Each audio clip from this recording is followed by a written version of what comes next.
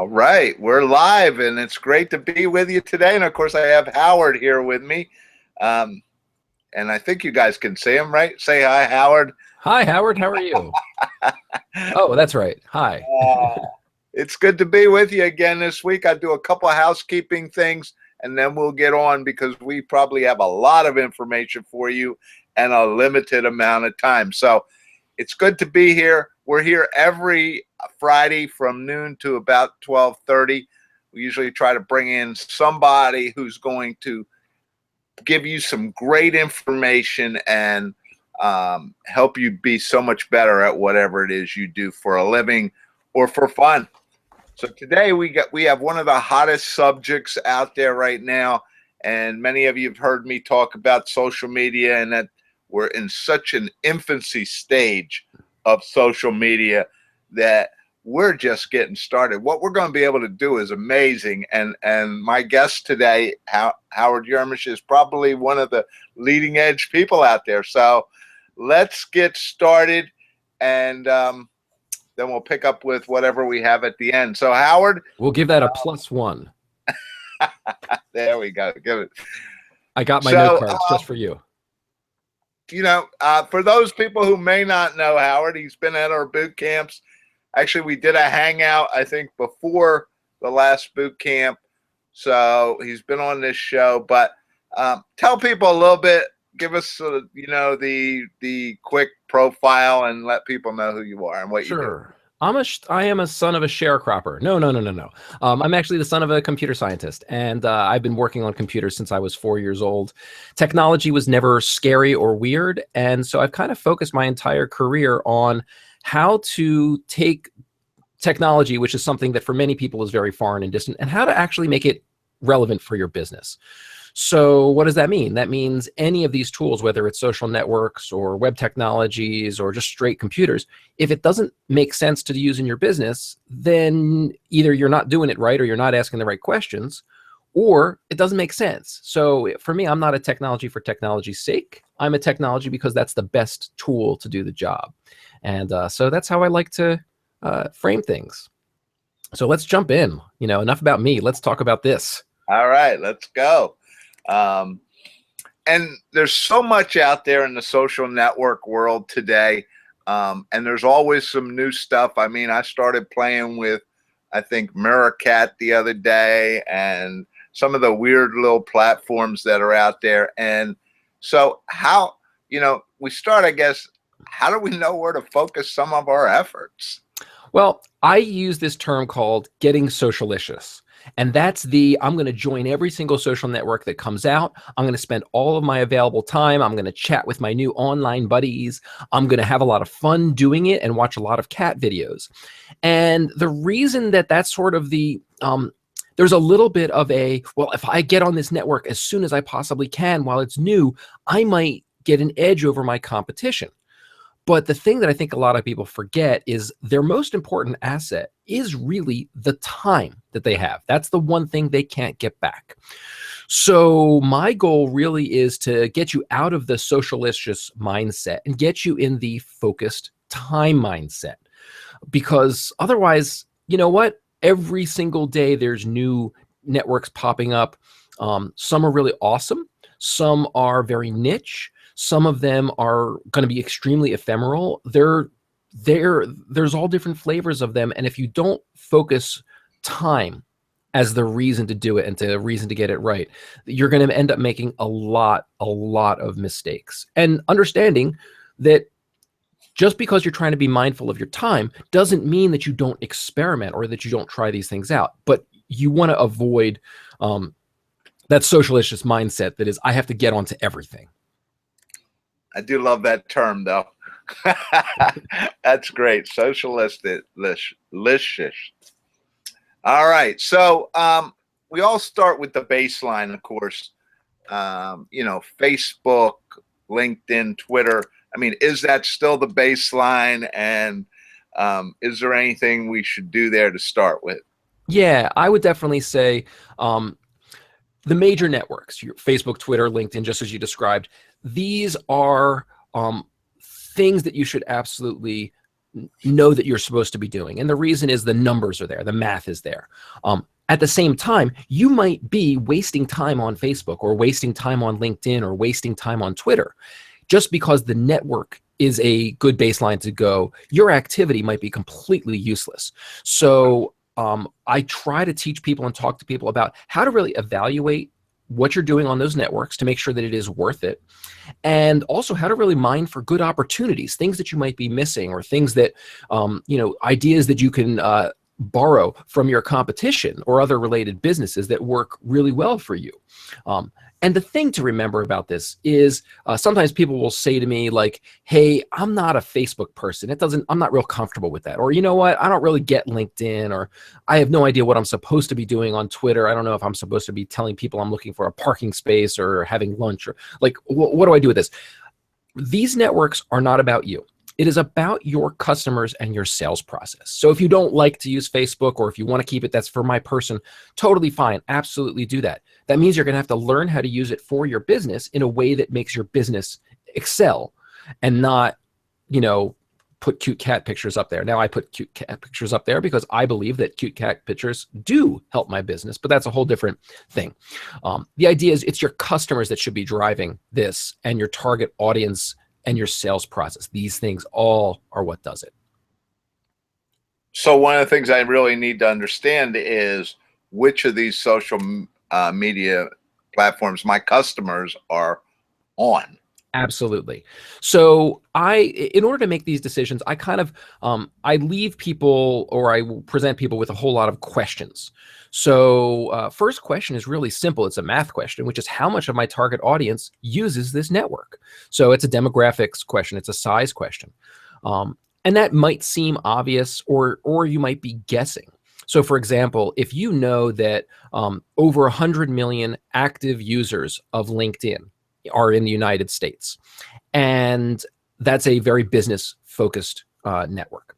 So that number translates into more than, or roughly half of the adult working population.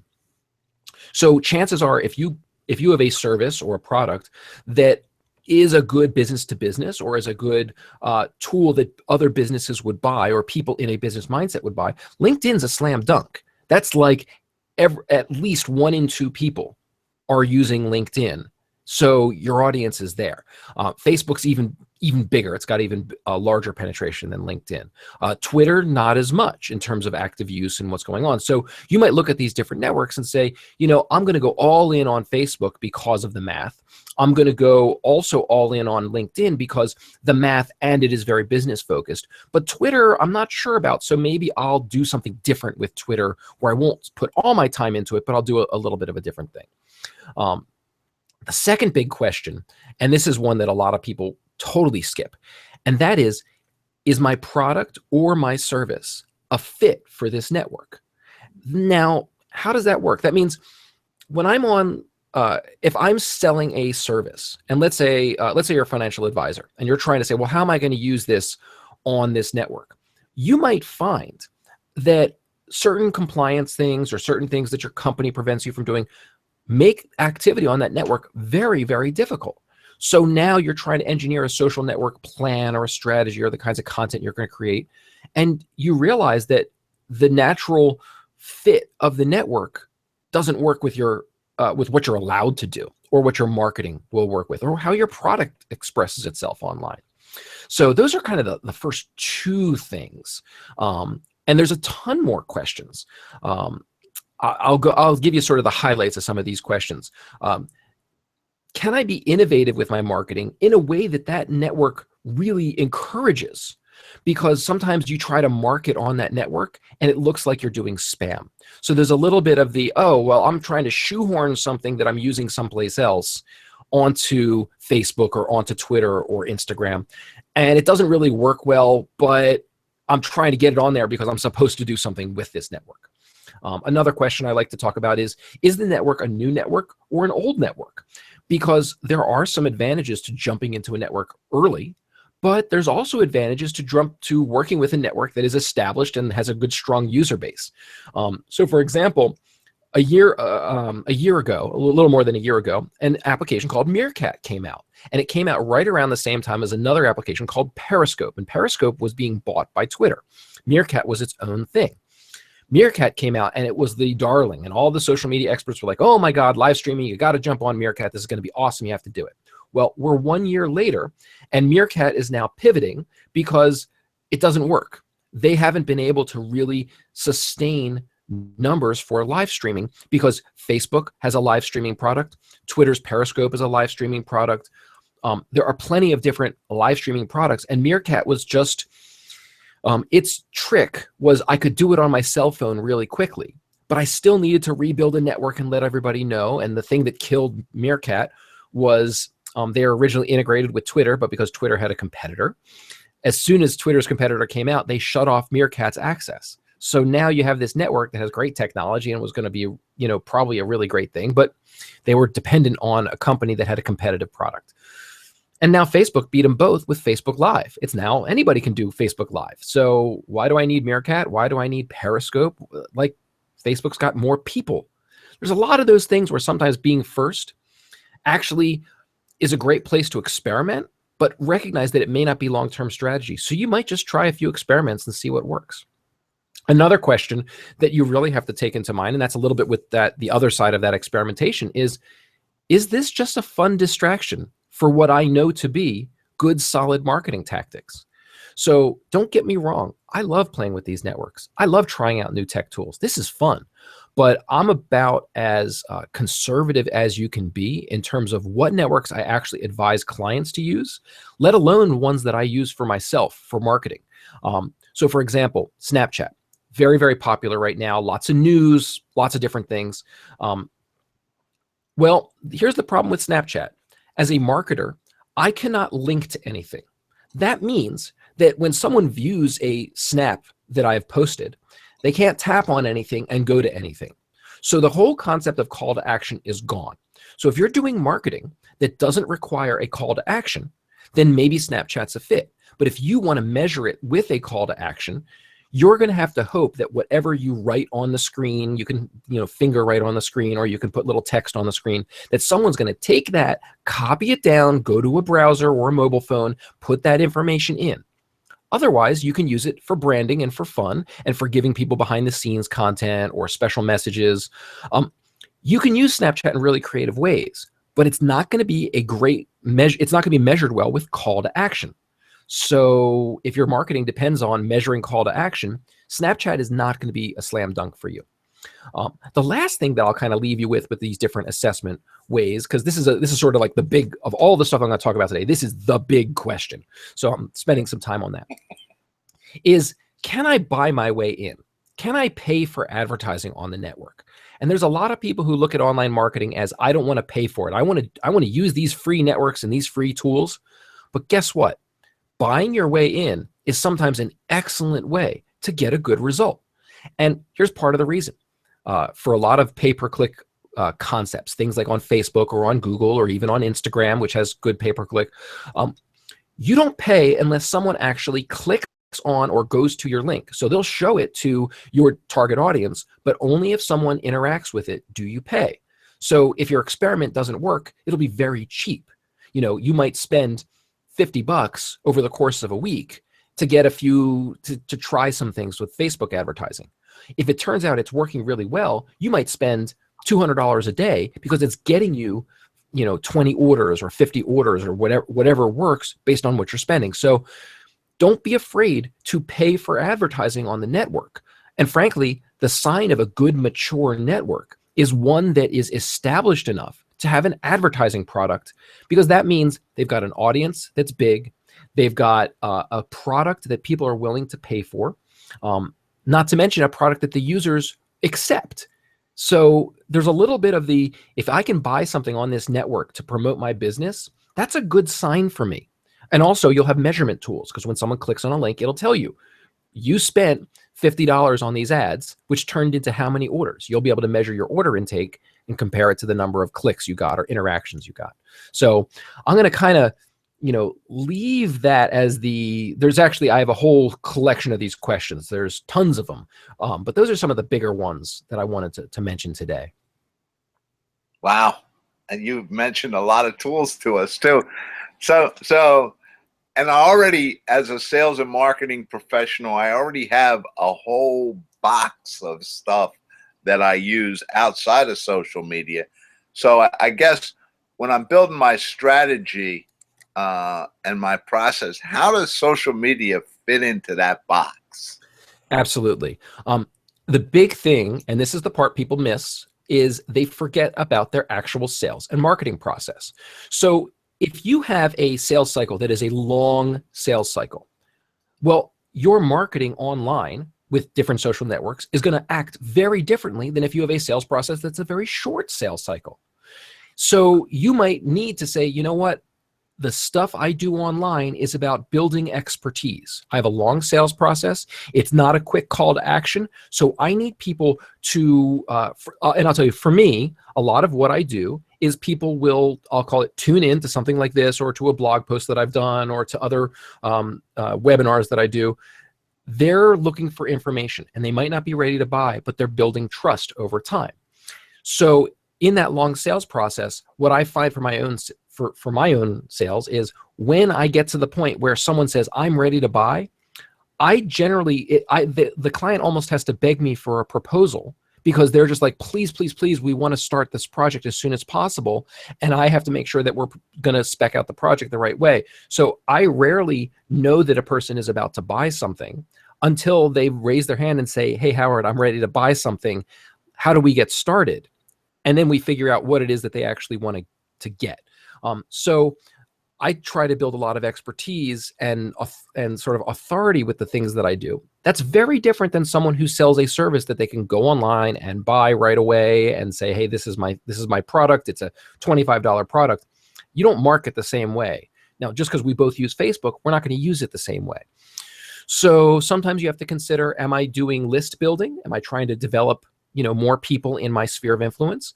Am I doing something that's just straight for branding? If you have a larger company and you're trying to structure your social network activity, you might say, well, branding really matters. There's also with the sense of, do I fall into the, hey, because people are liking my posts or commenting or engaging, that's actually working for my marketing? And sometimes that's sort of a night, like I'd say people fall into that more likes trap, that I need to get more likes, I need to get more clicks, I need to get more of this. I think if it doesn't translate into your sales and marketing process, you're going to stop looking at am I making more sales?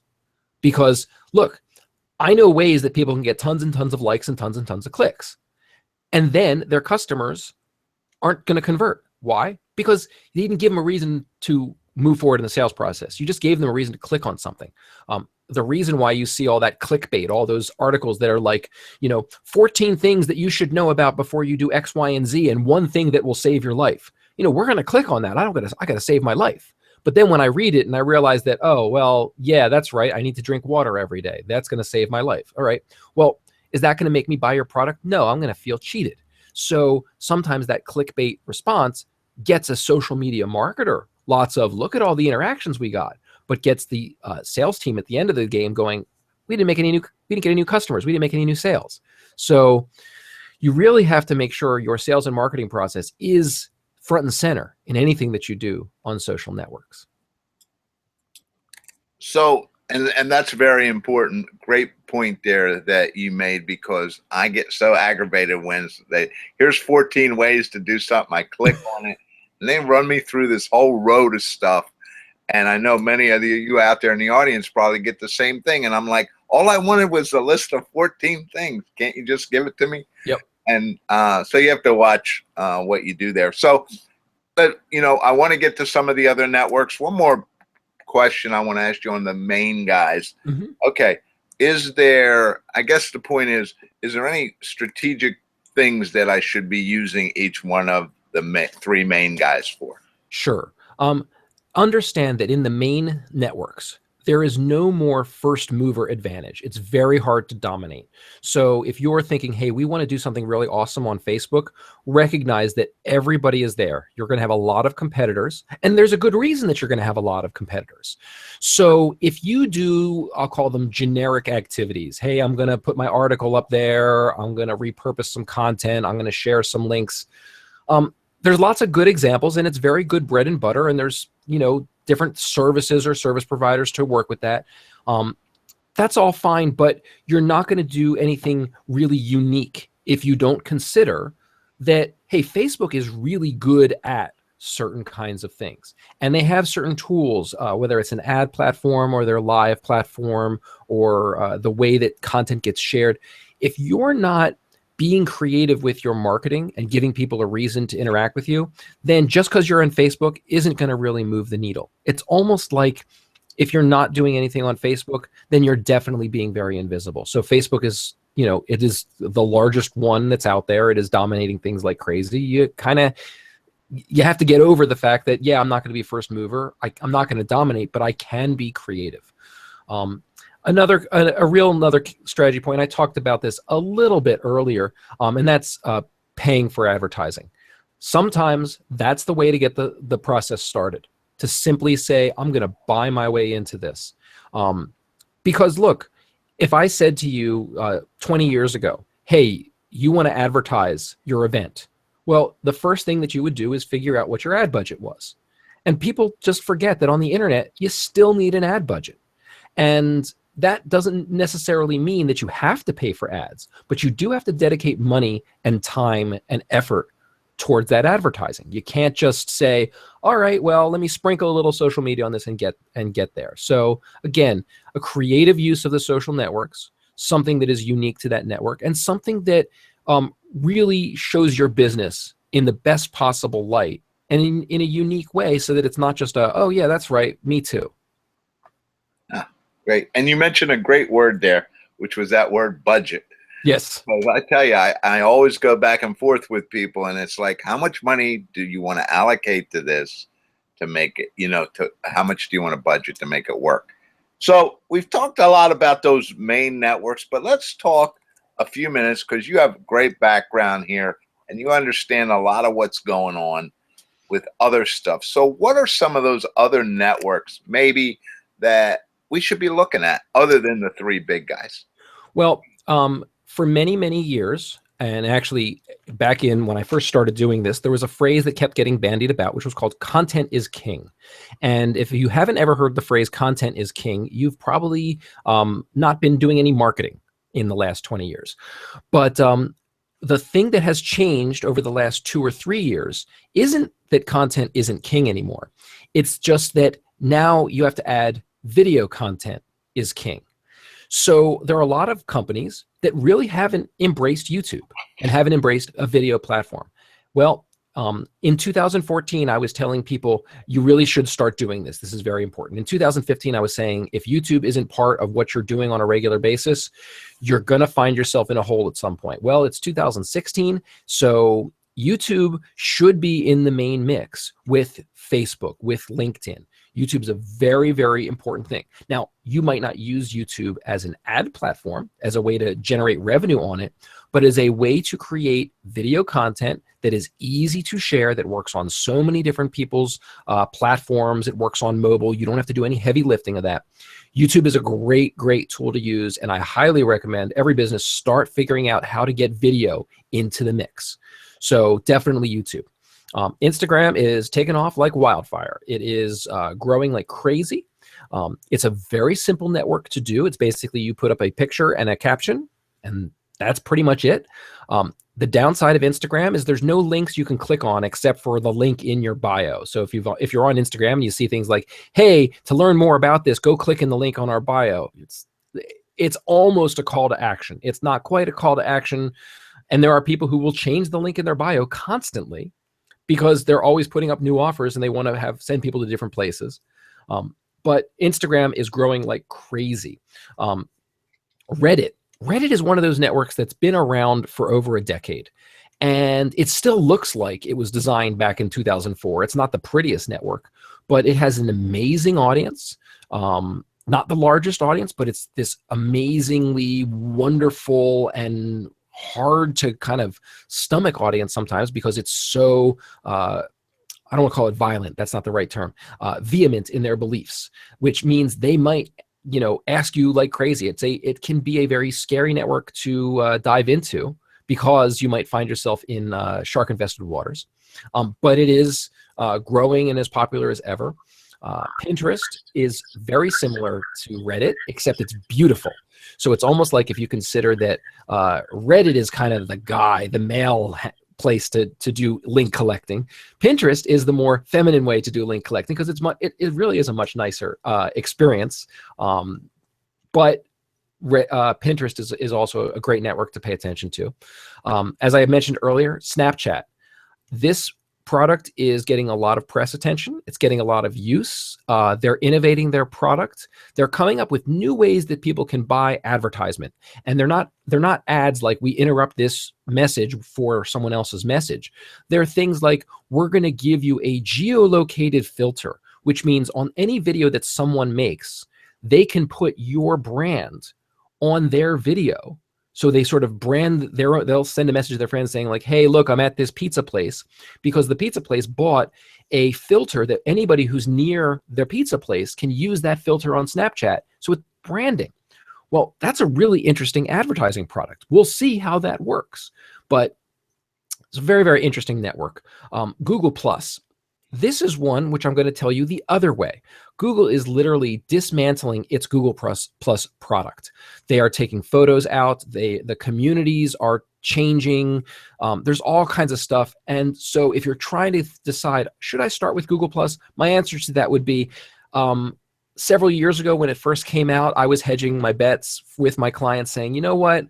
Do something, but repurpose your content for it. I don't think you need to really put a lot of focus into it because it just doesn't feel like the right product to move forward. Turns out I wasn't on crack. I was right about that. Any new efforts with Google Plus will probably be in vain. If you see any uptick on it, it's because you have a few outliers who happen to love Google Plus for maybe a community. So for example, I'm a member of a photo community on Google Plus. I use Google Plus all the time for that photo community, but not for anything else. But I do see some random things on Google Plus because when I'm on Google Plus for the photo community, I see other stuff. And sometimes I'll see something and go, oh, that's right, I saw that on Facebook yesterday. So not a lot of effort there. Also, Tumblr, Flickr, both owned by Yahoo, and Yahoo is selling stuff off. So we don't know what's going to happen with those networks. Another network that I think a lot of people don't quite know what to do with is Meetup.